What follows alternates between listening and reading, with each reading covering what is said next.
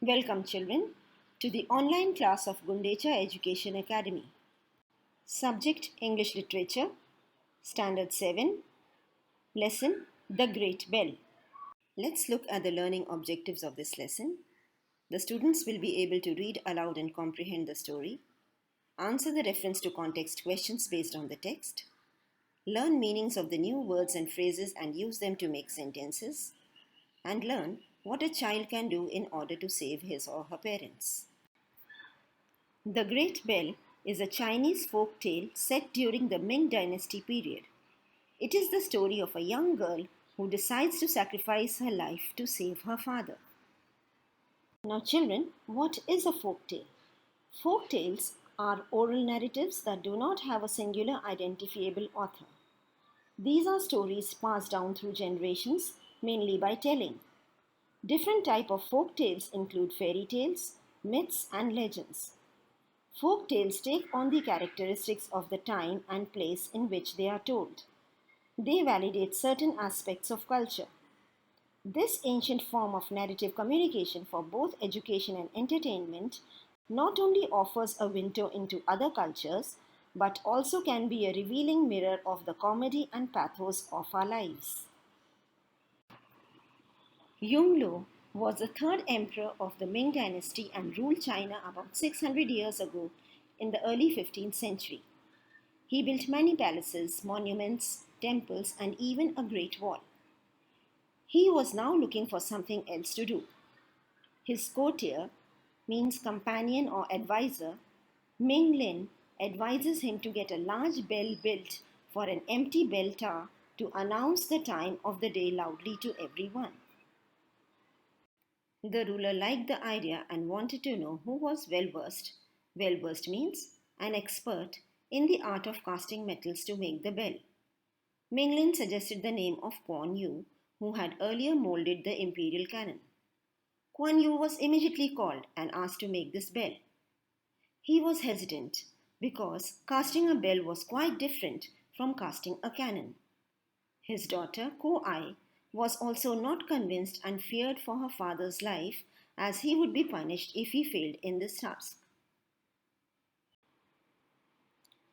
Kuan Yu was commissioned by the emperor to cast the bell in a mix of gold, silver, and brass in such a way that it rang clear around 33 miles radius.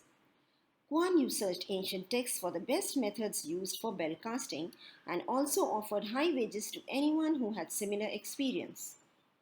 Soon his foundry was full of laborers, busy with weighing great piles of gold, silver, and other metals, and preparing to melt it in huge fires.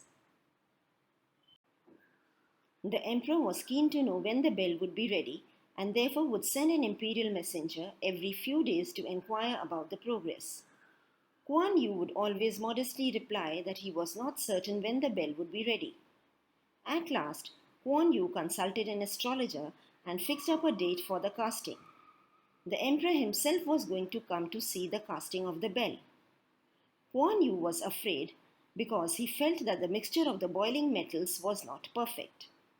He would soon realize that a skill cannot be learnt only by reading and advice, but can truly be developed only after years of experience and practice.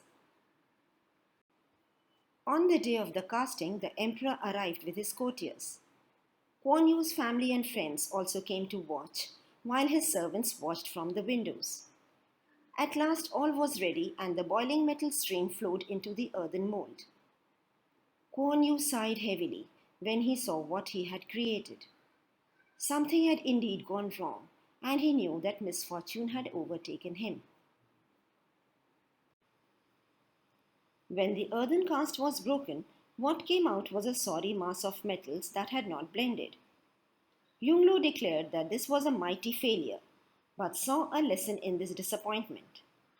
He declared that all elements were seen in the casting and if blended together well, will make a beautiful bell. He decided to give Kuan Yu another chance and told him that his next casting should benefit from the lessons learned from this failure. Kuan Yu worked hard for days. On the casting day, the emperor arrived with his courtiers to witness. But alas, when the casting was removed, The new bell was no better than the first one. Kuan Yu fainted, and when he came back to his senses, he saw the angry and displeased face of the emperor. Then he heard the stern voice of the emperor telling him that Kuan Yu had received many favors but had betrayed the trust twice. Stern, children, means serious. The emperor said that he will get a third chance to cast the bell, but warned him that if he failed the third time, both he and Meng Lin, who had recommended him, shall pay the penalty. Kuan Yu recovered his health after a few days and started preparations for the casting of bell again. His daughter, Ko Ai, realized that her father was in great danger. She told her mother that a raven must have flown over his head.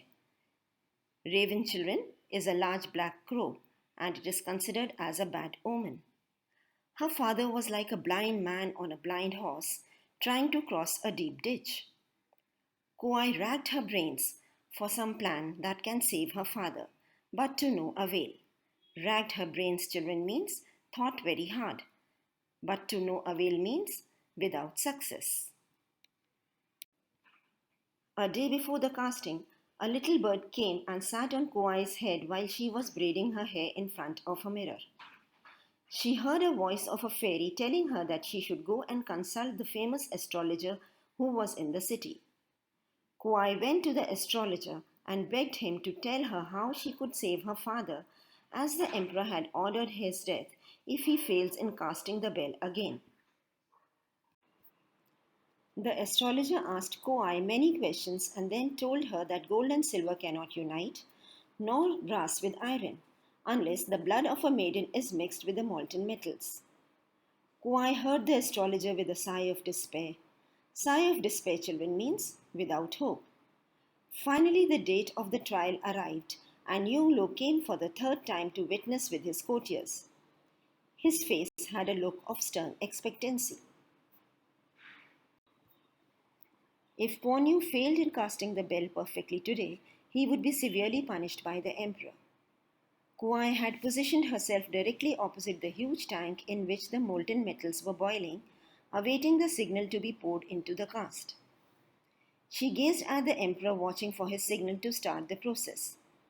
Gaze, children, means looked continuously. She had decided that this was the only way to save her father. The emperor saw Ko Ai and understood what she was planning. He said to her that her sacrifice was not necessary and that her thoughts were as precious as the molten metals in the cauldron, and her love for her father was more than anything else. Kuan Yu rushed forward and hugged his daughter. The emperor waited to see the outcome of the casting. And lo and behold, the bell that came out of the cast was very beautiful with all metals blended well. When they rang it, it was deeper and sweeter than any other bell. It is said that even now, when it is rung, people can hear the name of the beloved daughter who loved her father so much. Children, now let's revise the lesson through these questions. Why did Yung Lo summon Kuan Yu? What expertise did Kuan Yu have? Why did Kuan Yu fail in the first attempt? How did the emperor react after the first failure? And what did the messenger ask Ko Ai to do? Dear students, we hope you enjoyed this online session as much as we enjoyed making it for you.